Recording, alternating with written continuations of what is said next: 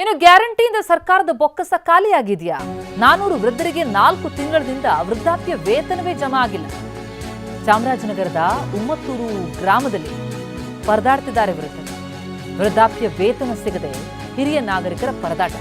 ಕಚೇರಿಯಿಂದ ಕಚೇರಿಗೆ ಅಲಿತಾ ಇದ್ದಾರೆ ವಯೋವೃದ್ಧರು.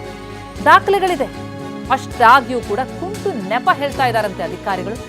ಕಚೇರಿಯಿಂದ ಕಚೇರಿಗೆ ಅವರನ್ನ ಅಲದಾಡಿಸ್ತಾ ಇದ್ದಾರೆ. ನೋಡಿ, ಈ ಇಳಿ ವಯಸ್ಸಿನಲ್ಲಿ ಅವ್ರಿಗೆ ಸಿಗಬೇಕಾದಂತಹ ವೃದ್ಧಾಪ್ಯ ವೇತನ 400 ವೃದ್ಧರಿಗೆ 4 ತಿಂಗಳಿಂದ ಸಿಕ್ಕಿಲ್ಲ. ಅವರ ಹಕ್ಕದು, ಅದನ್ನು ಕೊಡದೆ ಸತಾಯಿಸಲಾಗ್ತಾ ಇದೆ. ಹಾಗಿದ್ರೆ ಈಗ ಪ್ರಮುಖ ಪ್ರಶ್ನೆ ಉದ್ಭವ ಆಗಿರೋದು, ಗ್ಯಾರಂಟಿಯಿಂದ ಏನಾದರೂ ಸರ್ಕಾರದ ಬೊಕ್ಕಸ ಖಾಲಿಯಾಗಿದೆಯಾ? ಯಾಕೆ ಇವರ ವೃದ್ಧಾಪ್ಯ ವೇತನವನ್ನು ಇವರಿಗೆ ಕೊಡಲಾಗ್ತಾ ಇಲ್ಲ? 4 ತಿಂಗಳಿಂದ ಈ 400 ವೃದ್ಧರಿಗೆ ಜಮಾ ಆಗ್ತಿಲ್ಲ ಅಂತಂದ್ರೆ ಏನರ್ಥ? ಪಾಪ ಈ ವಯಸ್ಸಲ್ಲಿ ಕಚೇರಿಯಿಂದ ಕಚೇರಿಗೆ ಅಲ್ದಾಡ್ತಿದ್ದಾರೆ. ಎಲ್ಲ ದಾಖಲೆಗಳಿದೆ ಇವರ ಬಳಿ, ಅಷ್ಟಾಗಿಯೂ ಕುಂಟು ನೆಪ ಹೇಳ್ತಾ ಇದ್ದಾರಂತೆ ಅಧಿಕಾರಿಗಳು. ಕಣ್ಣೀರು ಹಾಕ್ತಾ ಇದ್ದಾರೆ ಆ ವೃದ್ಧೆ. ನೋಡಿ,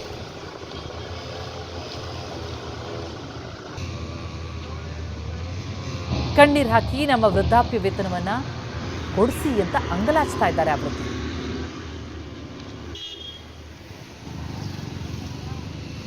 ಸ್ವಾಭಿಮಾನದಿಂದ ವೃದ್ಧರು ಬಾಳ್ಬೇಕು, ಅವರಿಗೆಲ್ಲ ಅನುಕೂಲ ಆಗಬೇಕು ಅನ್ನುವಂಥ ದೃಷ್ಟಿಯಿಂದ ಕೊಡೋ ವೇತನ ಇದು. ನಮ್ಮ ಪ್ರತಿನಿಧಿಯ ವೃದ್ಧರನ್ನ ಮಾತನಾಡಿಸಿದ್ದಾರೆ, ಏನು ಹೇಳಿದ್ದಾರೆ ಕೇಳೋಣ. ನನ್ನ ಜೊತೆ ಏನು ಪೆನ್ಷನ್ ತೆಗೆದುಕೊಳ್ಳುವಂತಹ ಫಲಾನುಭವಿಗಳಿದ್ದಾರೆ, ಅವ್ರನ್ನೂ ಕೂಡ ಮಾತಾಡಿಸ್ತಾ ಹೋಗ್ತೀನಿ. ಪ್ರಮುಖವಾಗಿ ಸರಿಗ ತಾವು ಯಾವ ಗ್ರಾಮದಿಂದ ಬಂದಿರುವಂಥವ್ರು, ಮತ್ತೆ ಎಷ್ಟು ತಿಂಗಳಿಂದ ತಮಗೆ ಓಲ್ಡ್ ಏಜ್ ಪೆನ್ಷನ್ ಬರ್ತಾ ಇಲ್ಲ, ಅದನ್ನು ಕೇಳಿದ್ರೆ ಅಧಿಕಾರಿಗಳು ಏನಂತ ಹೇಳ್ತಾ ಇದ್ದಾರೆ? ನಾವು ಉಮ್ಮತ್ತೂರು ಗ್ರಾಮದವರು. ನಮ್ಮ ಗ್ರಾಮದಲ್ಲಿ ಟೋಟಲ್ ಆಗಿ 400 ಸೀಟ್ಗೆ ಪೆನ್ಷನ್ ಬರ್ತಾ ಇಲ್ಲ. ಟೋಟಲಿ 400 ಸೀಟ್ಗೆ ಪೆನ್ಷನ್ನು ಬಂದಿಲ್ಲ. ಎಷ್ಟು ತಿಂಗಳಿಂದ ಅಂದರೆ 4-5 ತಿಂಗಳಿಂದ ಬಂದಿಲ್ಲ. ಕೆಲವು ಜನ ಈ ಜನ 400 ಸೀಟ್ ಕಿತ್ತಾಕಿದಾರಲ್ಲ, ಇವರೆಲ್ಲ ಅದನ್ನೇ ನಂಬ್ಕೊಂಡು ಜೀವನ ಮಾಡೋರು. ಆಯಿತಾ? ಇದು ತಕ್ಕಂಡು ಪೆನ್ಷನ್ ಬರಲಿಲ್ಲ ಅಂದರೆ ಅವರ ಮಕ್ಕ ಮರಿ ಅವ್ರಿಗೆ ಊಟಕ್ಕೆ ಹಾಕಲ್ಲ. 32,000ರಿಂದ ಕೆಳಗಡೆ ಇನ್ಕಮ್ ಇರಬೇಕು ಅಂದ್ರಲ್ಲ, ಒಬ್ಬ ಕೂಲಿ 100 ರೂಪಾಯಿ ಮಾಡೋವನಿಗೆ ಎಷ್ಟಾಗತ್ತೆ? 36,000 ಆಯ್ತು ವರ್ಷಕ್ಕೆ. ಏನಾರು ಈ ಸರ್ಕಾರಕ್ಕೆ ತಳಿದ್ದ? ಆತಕ್ಕಂಥ ಜನಕ್ಕೆ ತಳಿದ್ದ ಸ್ವಾಮಿ. ಅಮ್ಮ, ತಮಗೆ ಎಷ್ಟು ವರ್ಷಗಳಿಂದ ಪೆನ್ಷನ್ ಬರ್ತಾ ಇತ್ತು, ಮತ್ತು ತಮಗೀಗ ವಯಸ್ಸು ಎಷ್ಟಾಗಿದೆ? ಆ ಬರ್ತಾ ಇದ್ದಂಥ ಹಣ ತಮ್ಮ ಜೀವನಕ್ಕೆ ಎಷ್ಟು ಮುಖ್ಯ ಆಗಿತ್ತಮ್ಮ? ನನಗೆ ಇನ್ನೇನು 35 ವರ್ಷದಿಂದ ಪಿಂಚಣಿ ಬರ್ತಿತ್ತು. 50 ರೂಪಾಯಿನಿಂದ ಪಿಂಚಣಿ ತಗೋತಿದ್ದೀನಿ ನಾನು ತುಂಬ. ನನಗೆ ಯಾರೂ ಇಲ್ಲ, ನಾವು ಒಬ್ಬಳೇ ಇರವ. ಆಮೇಲೆ ನಂಗೆ ಆರೋಗ್ಯ ಕಡಿಮೆ. ನಮ್ಗೆ ಆರೋಗ್ಯ ಕಂಡು ಆಪ್ರೇಷನ್ ಆಗದ. ನಮ್ಗೆ ತುಂಬ ಈಗ ಪಿಂಚಣಿ ನಿಲ್ಲಿಸ್ಬಿಟ್ಟಾರ. 4 ತಿಂಗಳಿದ್ದಾವೆ. ನಂಗೆ ಭಾರಿ ತೊಂದರೆ ಇಲ್ಲ ನಾನು. ನಮ್ಗೆ ಪಿಂಚಣಿ ಕಳಿಸ್ಕೊಡಿ. ಈಗ ಅಧಿಕಾರಿಗಳು ಕೇಳಿದ್ರೆ ಏನಂತ ಹೇಳ್ತಾರಮ್ಮ? ನಿಮ್ಗೆ ಕೇಳಿದ್ರಲ್ಲ, ಅವ್ರು ಕೇಳಿದ್ರೆ ಬತ್ತ ಹೋಗಿ ತಗೊಳ್ಳಿ, ಅಷ್ಟೇ ಮಾತು. ನಾವು ತಿರುಗಿ ಪುನಃ ಮಾತಾಡಲ್ಲ, ಬಂದ್ಬಿಡ್ತೀವಿ ಸುಮ್ಮನೆ ಅವ್ರೊಂದು ಗಳಗಳಿಗೆ. ಎಷ್ಟು ಕಷ್ಟ ಆಗ್ತಿದೆ? ಎಷ್ಟು ಅಮೌಂಟ್ ಬರ್ತಾ ಇತ್ತು, ಈಗ ದುಡ್ಡು ಬರ್ತಾ ಇಲ್ವಲ್ಲ, ನಿಮಗೆ ಎಷ್ಟು ಕಷ್ಟ ಆಗ್ತಿದೆ? ನಮ್ಗೆ ತುಂಬ ಕಷ್ಟ ಇದೆ. ಒಂದು ಗ್ಲಾಸ್ ನೀರು ಕೊಡೋರು ಗತಿಲ್ಲ.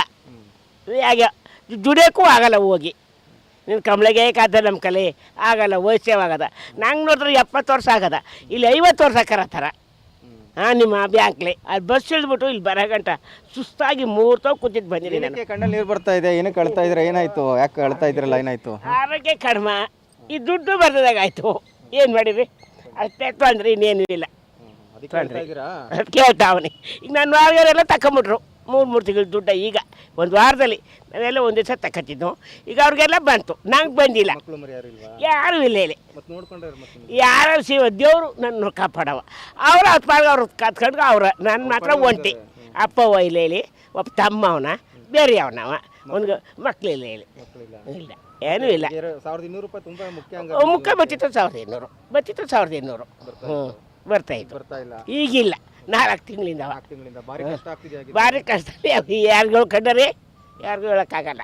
ಕ್ಯಾಮ್ರಾ ಪರ್ಸನ್ ಮಧು ಜೊತೆ ಸೂರಜ್ ಪ್ರಸಾದ್, TV9 ಚಾಮರಾಜನಗರ.